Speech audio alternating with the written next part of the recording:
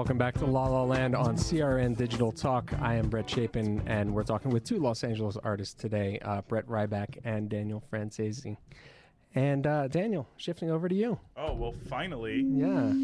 You've had your time, Brett. I'm trying it's to time make for as Daniel much now. like ambient noise as possible while I was talking. Yeah. Just so that we knew you were there. Just like move my sunglasses around. Whatever you got to do. You know. Daniel, like I said before, is a theater, film, and television actor. He is probably best known for his role as Damien in Mean Girls. And he is the writer of Jersey Shore, a freaking rock opera. Jersey Shoresicle. Jersey Shoresicle, a freaking rock opera. Co-writer. Excuse me. Hannah Payton. Tell us a little bit about that concept, because that's pretty interesting. I went and saw this show. It was awesome. You guys were awesome in it. But how does the idea to write a musical about the Jersey Shore come about? I never get to play. I'm Italian, Brooklyn Italian guy. Mm-hmm. And I never get to play Italian, which is really annoying.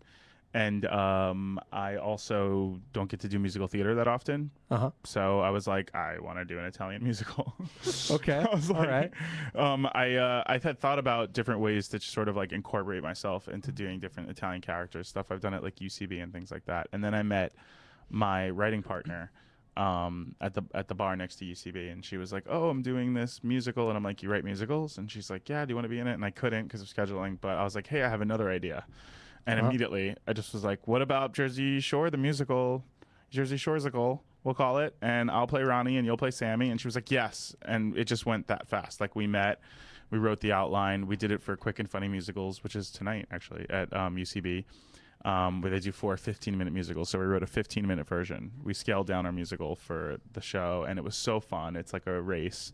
Mm-hmm. And then we immediately entered it into the New York Fringe Festival.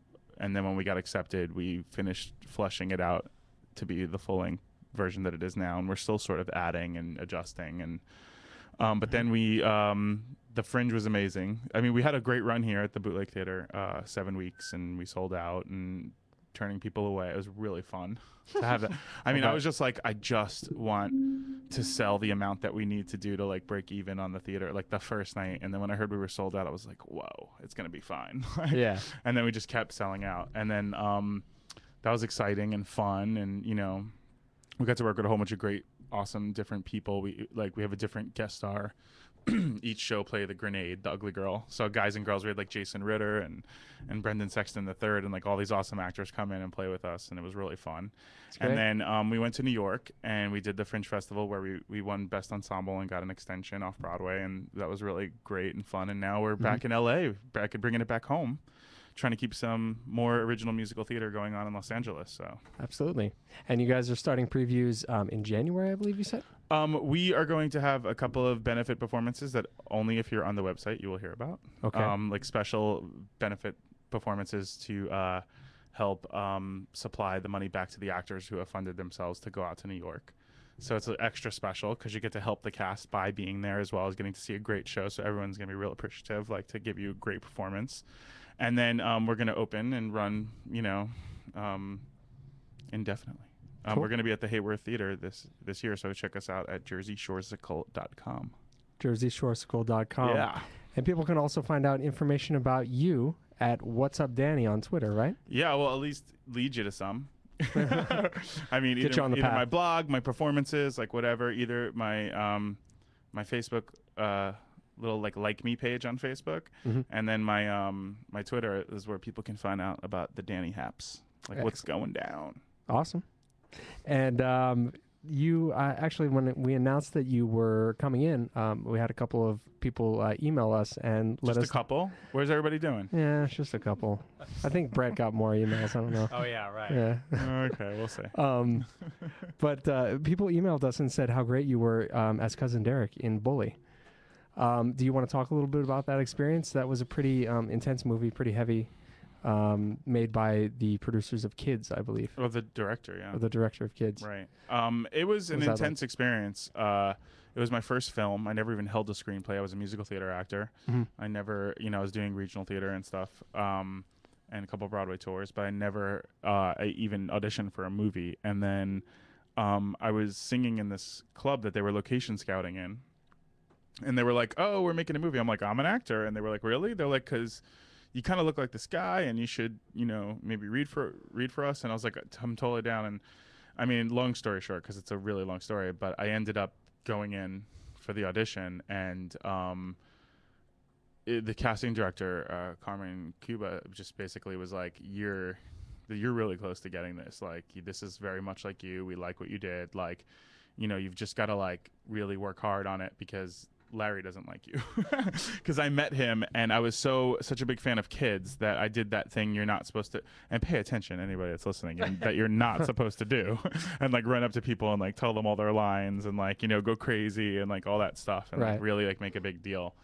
And I did that thing, and which I understand when people do it to me. I constantly, people like run up to me with stuff from Mean Girls and stuff all the time, and I get it. But sometimes you're just like, "Shh, we're in a library," or whatever. And so you can't be yelling, "He's too gay to function," or whatever, in a library. or just like anything. I just don't want, like, when people. I don't know. It's a whole nother conversation. But I just think that like when people are yelling stuff, it's like they're really blowing up my spot. Like, it's cool if like you notice, but then like if everyone, like if all of a sudden they're making sure everyone notices, right? Like at the movie theater, then it's like, it's like weird. I'm sure I have it I'm sure I don't have it as worse as many other people. Right. You know what I mean? Not to be like, ugh, but it does get weird. But I made him feel weird, is what I'm saying. Mm-hmm. And so I had a week to do so good that it didn't matter. And I worked really hard on it. I quit my job and I went in and read for him. And it's probably like the first time, a few times, that I got the offer in the room. Like, I just finished the thing, and he's like, "You got the part." And I was just like, "Oh, God, wow. Like, my life's going to change now." And it kind of did. So it was pretty cool, Yeah. I was immediately working on my first movie the next Friday. So that's very great. cool. Yeah. And, discovered singing at a random club in Fort Lauderdale, going on to your first major motion picture. That's pretty amazing. Yeah, it can happen to anybody. You just got to keep performing. It can happen, guys. You heard it from Daniel Franzese. If you're looking to come out to LA and pursue your dreams, go ahead and do it. No, go to New York. Yeah, or go to New York and limit the competition a little bit. Or Fort Lauderdale. What the hell? Yeah. Anywhere, just keep performing. I don't know. Or hang out in an ice cream shop and you can be discovered. Like, who's that? Betty? Was it Betty Davis? Lana Turner? Oh, I thought you were talking about the girl from Hairspray. Oh, yeah, or that too. I don't know. Where's the show going? Yeah, stay where you are, where the rent's free at your mom's that make YouTube videos. We'll be back on La La Land with Brett and Daisy on CRN Digital Talk.